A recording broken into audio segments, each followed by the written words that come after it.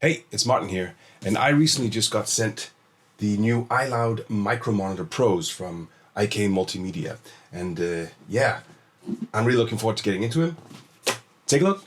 They're really cute, tiny little monitors, barely bigger than my head, and I think these will be really cool to use with some Dawless setups, like my Ableton Push 3 and my MPC Live 2, especially since they're so portable and, small things like they have grills for protection, and also they don't have wall warts. They just use straight wires.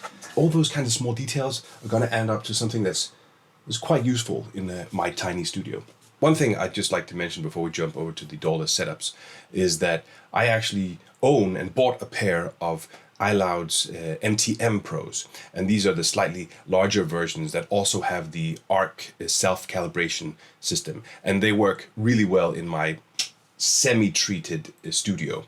So I look forward to testing out how well the self-calibration ARC system works in these tiny monitors in various spaces. Eventually, I think they're gonna be on the sides here of these two panels and provide monitoring from this beast of a setup. But yeah, let's get into it, shall we?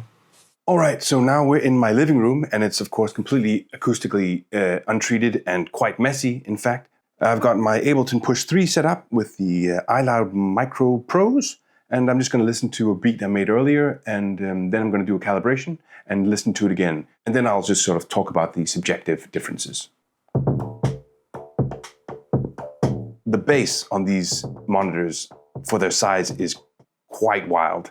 These are even in the uncalibrated state. I suspect actually the bass is kind of hyped out of the box, and it's going to be a lot more sort of controlled when I do a calibration. I'm just going to listen to something more melodic.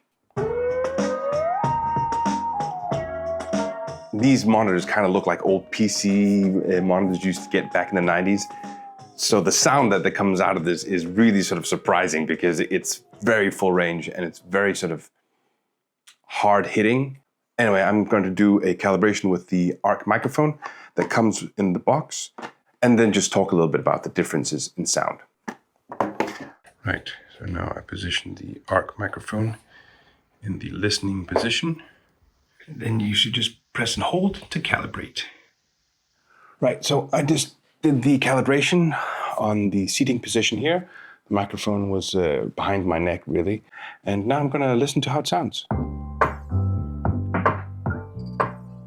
Okay, wow, the bass is much more controlled, and the top end seems to sort of have opened up a bit. It's kind of a weird feeling because the sound doesn't seem to sort of belong in the room. It's sort of just, it's right here instead. It's quite weird. It's pumping out a lot more bass now, which is wild, actually.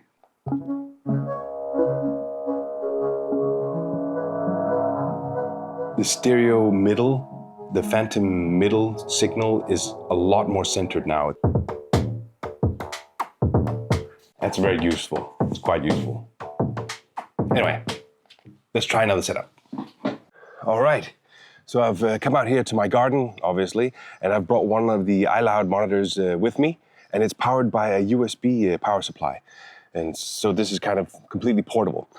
Of course, it's a use case that Akai Multimedia has probably never really thought of, because, I mean, room correction is obviously designed for a room, and it's trying to correct the room response for a residence that isn't here.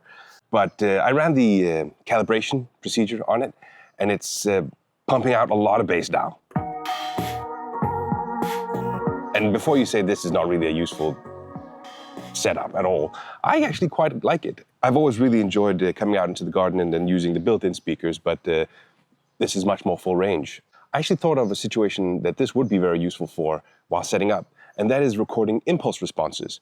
If you'd go to a tunnel or a church or whatever, run the room correction on the iLoud speaker, then you would get as full frequency response as possible in the room and as even, which would give you a much more accurate representation when you record the impulse response of the reverb in the room. So that is actually a useful use case. Useful use case.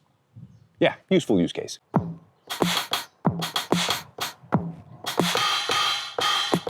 I'm just checking out some beats that I've done before that I'm familiar with. If you found this video useful, then click like and subscribe, and we'll see you in the next one. Hey.